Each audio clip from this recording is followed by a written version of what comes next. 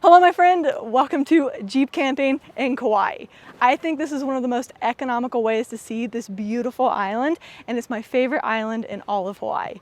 Let me show you why. On today's adventure, I'll show you my car camping setup and why it's so hard to camp here, the Grand Canyon of Hawaii, the crown jewel of this beautiful island, a famous shipwrecked beach, and one of my least favorite parts of living in a tropical location. Let's get into it. Welcome inside my little Jeep beach camping setup.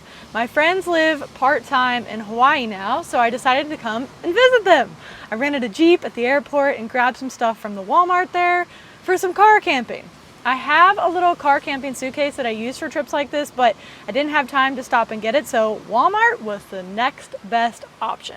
I just grabbed some things that I think that I can use again in future trips. I do a few tropical or international trips like this every year. What I do is I save up credit card points and use them for travel, airfare, rental cars, any places I stay on the trip. Kauai though, in particular, is becoming one of my favorites because it's so lush and green. But don't assume that you can just show up here and car camp and camp anywhere you want, because in Hawaii, you basically have to have a designated camp spot. You can't just pull onto the side of the road and car camp. They don't really allow it. Here specifically, there's really only 9 areas you're allowed to camp at, and you have to make reservations at them in advance. If you're interested, I put a list of all the campgrounds that I could find down below in the description. If you don't love campgrounds, kind of like myself, there's still a lot of beautiful places you can pull off in, relax, unwind, enjoy the views during the day, just like this, and then use the campgrounds at night as a safe place to sleep and shower.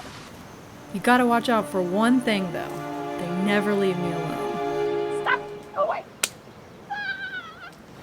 I'm just out here trying to take some nice sunset bikini photos, and I'm currently getting attacked by mosquitoes. Hopefully they're not those Bill Gates genetically modified super mosquitoes. Hey, I'm probably getting microchipped right now, so I gotta go. Let's check out this island, and then I'll show you more of my car camping setup in a little bit. Welcome to the Garden Isle, named so for its lush rainforests, valleys, and waterfalls. At 5.1 million years old, it's the second oldest Hawaiian island, with the Forbidden Island being the oldest. This is Waimea Canyon. This fertile valley is absolutely magnificent. It looks like Jurassic Park, the Grand Canyon of Hawaii, except more beautiful in my opinion because it's covered in this deliciously lush green. Look at this valley below me. Behind me is Waipo'o Falls, one of Kauai's well-known waterfalls. It plummets a whopping 800 feet down the side of the canyon. You can hike here or do a helicopter tour. Look how beautiful this is. I don't know what kind of trees they are. About to take this winding trail through the jungle up to an overlook of the Nepali coast. It's windy up here. Straight up the side of the mountain. The Nepali coast, the crown jewel of Kauai. Looks like a painting. This 17-mile stretch of coastline is nearly inaccessible, except by boat or helicopter, and formed over millions of years due to the elements, leaving behind steep cliff lines stretching up to 4,000 feet into the sky. For hundreds of years, these valleys were inhabited by the Hawaiians, living off the land and the sea, fishing, farming, and trading. Nepali, meaning cliffline. This isn't left over from a volcano. It's left over from erosion, water, wind, and sea. It's no longer inhabited, but it's left behind for us to enjoy, and serves as a reminder of just how amazing Mother Nature can be.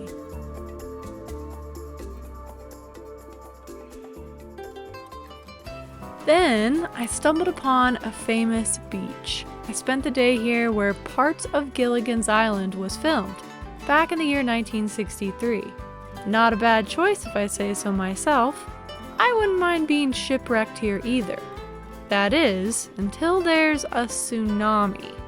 In 1946, the waves were reported here as being 38 feet high. Yikes. No wonder Gilligan's Island ended.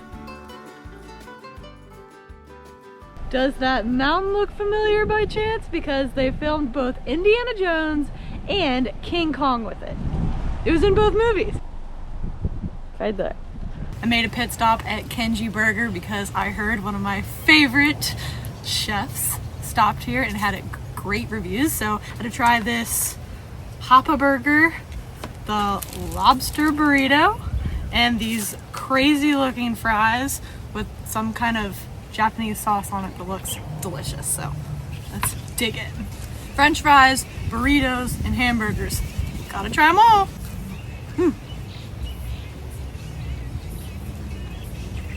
Fries are bomb. These are nice and crispy. Ponzu sauce, some type of aioli, nori, and some sesame seeds. Crispy, a little bit sweet, a little bit savory. Okay, we're going in for the lobster burrito. This is delicious. And I thought I was the only crazy one that made sushi burritos. Sauce, lobster, nori, seaweed, avocado, some crab. I haven't tried the hamburger yet. This is a beefy burger. The flies are chasing it. This is like a sriracha pineapple slaw.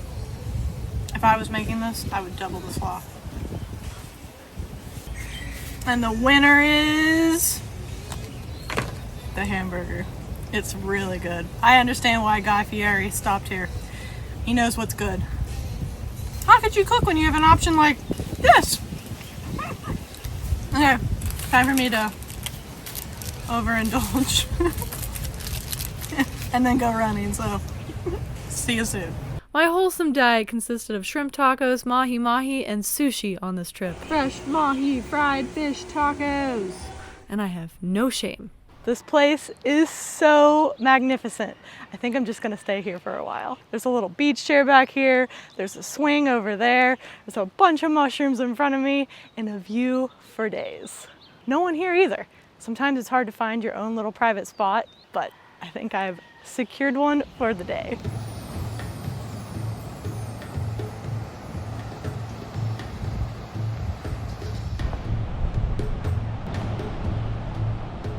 Oh, there's surfing out there.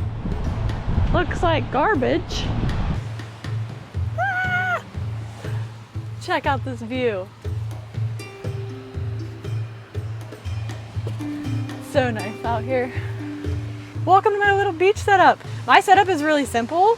I just have a foam mat that you can sleep on. It's self-inflatable. This is the first time I've tried this one because it's like part air, part foam, and there's a little valve that you can blow into and seal off. And so far I've liked it more than the air because it's not exactly poppable, and I've popped ones in the past that are simply air. I also have a warm weather sleeping bag that is nice and lightweight because it's pretty humid, 80s during the day, 70s at night. I have never found a camp pillow that I actually like, and I really think that sleep is so important on adventures because how else do you enjoy yourself during the day if you're exhausted from not sleeping at night? So I usually just end up getting a real pillow. I also have a cooler. Generally, I rely on the local food. There's always lots of food trucks, and I like to support small businesses for lunch and dinner. Breakfast, on the other hand, I try to do myself with like overnight oats, and then I just keep snacks and waters and beverages in the cooler. I also have my suitcase, and then I have some towels, and it's really pretty basic setup, and I think it's just the best way to see the island instead of just being stuck in one place. If you go to Honolulu, Waikiki, you're like, oh, I'm going to Hawaii, but you end up spending all of your time in this concrete paradise. It's just high rises and sidewalks and traffic and people, and you don't actually leave the resorts and see all that these islands have to offer. So if you rent a car, a Jeep, an SUV, you can explore and see all that this place actually has to offer. So I highly recommend it. How else would you see this little local beach right here and enjoy all of the local cuisine? And I think that about wraps it up. Hawaii was beautiful, but next week I'm back in the good old trusty new truck camper, and I can't wait to show you what I've got in store for you. See you then.